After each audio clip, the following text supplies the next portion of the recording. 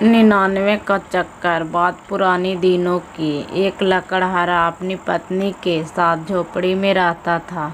उसने झोपड़ी के चारों ओर कच्ची दीवार खींच रखी थी। चार दीवार के भीतर एक नीम का पेड़ था। लकड़हारा रोज जंगल जाता, लकड़ियाँ काटता, गट्ठर बांध कर लेता, उसे एक आने में बेच देता, जो मिलता उसे खाने का लेता।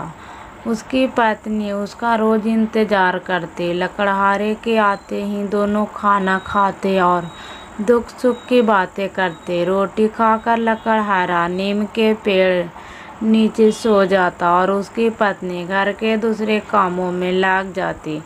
इस खेल को रोजाना एक सेठानी देखती। उसकी हवेली लकड़हारे की घर की झोपड़ी में से सटी हुई थी।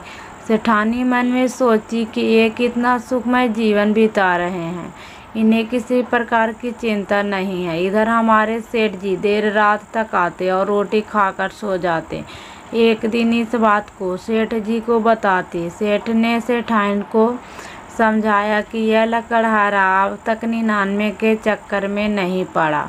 जिस दिन यह इस चक्कर में पड़ गया सब कुछ भूल जाएगा। 99 की चक्कर की बात सुनकर सेठानी चकरा गई। उसने पूछा, भला यह 99 का चक्कर क्या होता है?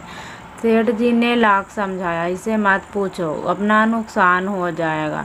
पर सेठानी हाथ धोकर पीछे पड़ गई। सेठ जी ने कहा, कल शाम को आऊँगा, तू 99 रुपये की थैली में भर कर रखना।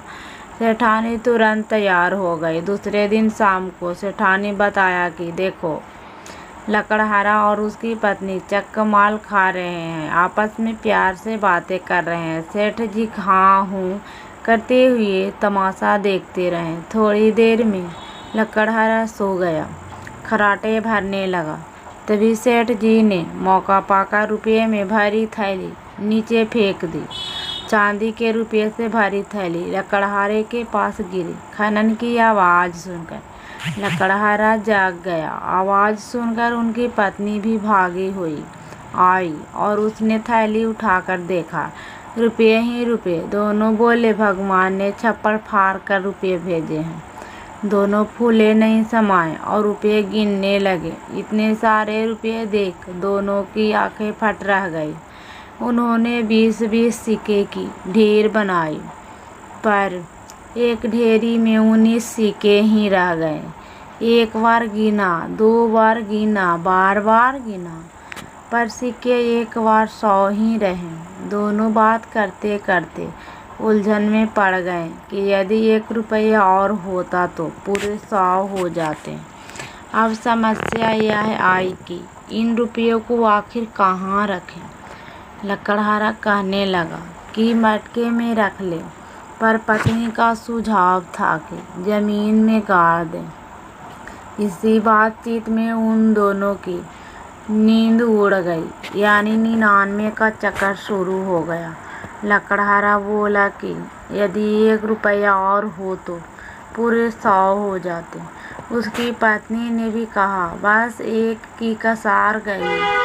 लकड़हारा कहने लगा कि मैं पूरा करके ही छोड़ूंगा। उधर सेठ यह तमाशा जेठानी को दिखाकर अगले दिन दुकान पर चला गया। जाते या कहता गया कि अब देखकर बताना क्या क्या होता है। दूसरे दिन लकड़हारा जंगल में लकड़ी काटने गया। उसने लकड़ियाँ काटी, बाजार में एक आने में बेची। आज वह घर के लिए आटा दाल कुछ नहीं लाया। उसने इन कमी लाकर अपनी पत्नी को दी और उसको कहा कि इसे थैली में डाल दे। अब हमारे पास 99 रुपये यह कहता गया कि अब देखकर बताना क्या क्या होता है। दूसरे दिन लकड़हारा जंगल में लकड़ियाँ काटने गया। उसने लकड़ियाँ काटी, बाजार में एक आने में बेची। आज वह घर के लिए आटा दाल नहीं लाया। उसने इन कमी लाकर अपनी पत्नी को दे दी और उसने कहा कि उसे थैली में डाल दे। अब हमारे पास 99 रुपये एक पाया है। 2 दिन का भूखा आखिर लकड़ी काटने कैसे जाता। हाथ पैर साथ नहीं दे रहे थे। उसकी पत्नी ने पूछा, आज जंगल में नहीं जाना। लकड़हारा आमने मन से उठा। वह जंगल तो गया पर वहाँ लकड़ियाँ नहीं काट पाया।